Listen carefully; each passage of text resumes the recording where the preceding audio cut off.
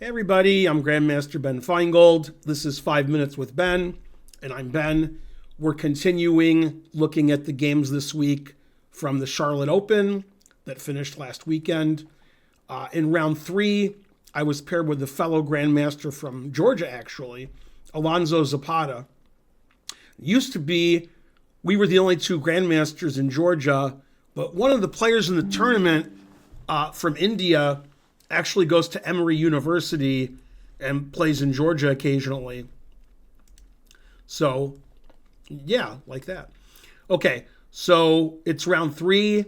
I won my first game. I drew my second game. Hopefully you guys watched those videos already.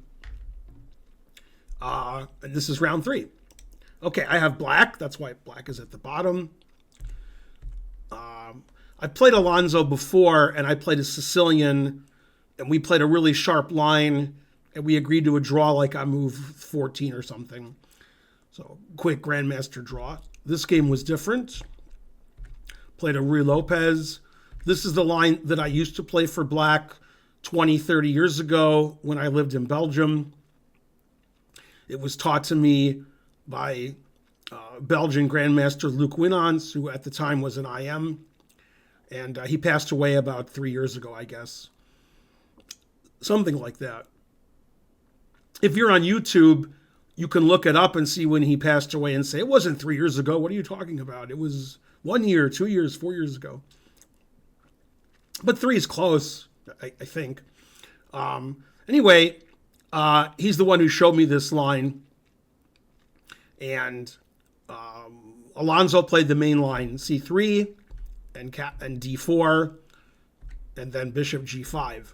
And in this position, this is where Luke and I actually differed. He thought black should play d6 here, which is fine. I prefer to play h6. And then after bishop h4, then I played d6. But Alonso didn't do that. He played a line that doesn't have a reputation of giving white an advantage, but he said this is what he does and he gets advantages with white. So this is his pet line. He takes both of my knights. You have to take with the queen so that you're attacking the e-pawn, and then you trade the e-pawns. And I've had this position once in my life, and it was over 30 years ago, and I was playing like a 2200 maybe, and I ended up winning. So I never thought much of this line. But this game I had some difficulties to overcome. So he played rook e1, also played knight d2. I played queen f5. I wanted to play queen d5, but I was worried about queen b3. And then if we trade, white wants to play knight c4, and it's not easy to deal with this bishop. Although, I guess I could play c6 like I did in the game. Or even a6. So queen d5 is perfectly fine according to the engine. But I played queen f5. And he played knight d2. And I thought for 6 minutes here, because I wasn't sure what to do about a4. And knight c4 and so forth. So, like, if it's his move, and he plays knight c4 and then plays a4, my bishop's not too good. So I didn't play d6 for that reason, because after knight c4, I wasn't sure what to do about a4, a5. So I played c6, which is okay. And now my bishop can escape to c7. He played knight e4. After thinking for a while, I played bishop c7.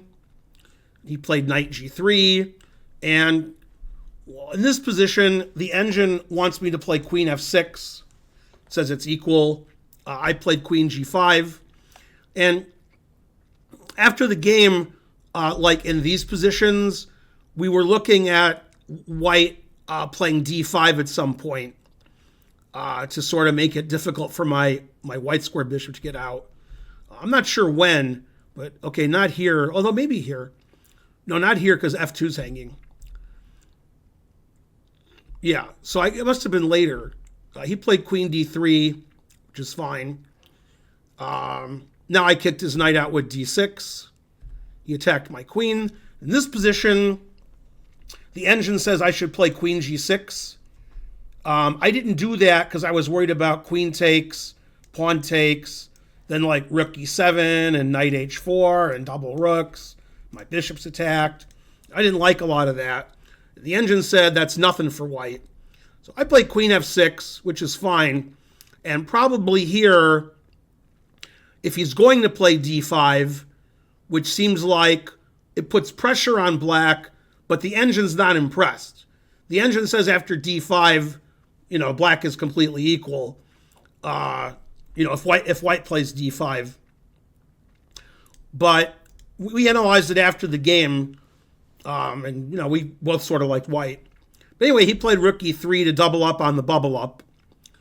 I played bishop d7, doubled rooks, and it seems like all the things I was worried about didn't happen, and I played rook a e8, and I offered a draw.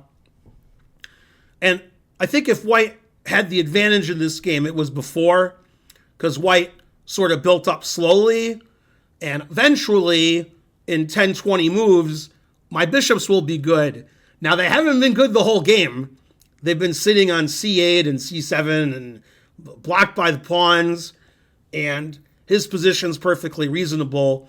But this is the first time in the game where the engine thinks that black is slightly better, like 0.1, 0.15. But I felt like I was under pressure the whole game, and here I thought I was okay.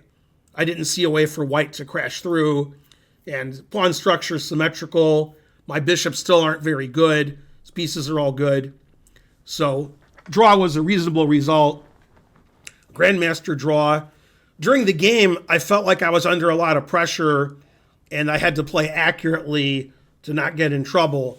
And it looks like if white wants to get an advantage of this line, probably he had to play d5 at some point. Although, again, the engine doesn't agree that white is better. So that was my game with Grandmaster Alonso Zapata. He's actually funny. There were five or four. 1, 2, 3, 4, 5. There were 5 Grandmasters in the tournament, and that means I'm the oldest. However, in this tournament, I was the 3rd oldest. And Zapata's older than me, and Alex Fishbein, who also played, is also older than me. So of the 5 GMs, there were 2 older than me and 2 younger than me, which is really weird.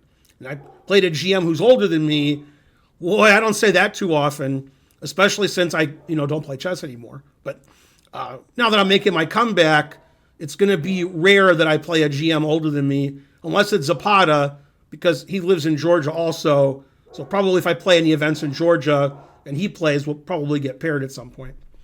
Anyway, that was 5 Minutes with Ben. Please like and subscribe and leave a comment. And I'll see you guys next time with more games from the Charlotte Open with 5 Minutes with Ben. Say bye and say bye to the dogs. Bye, everyone.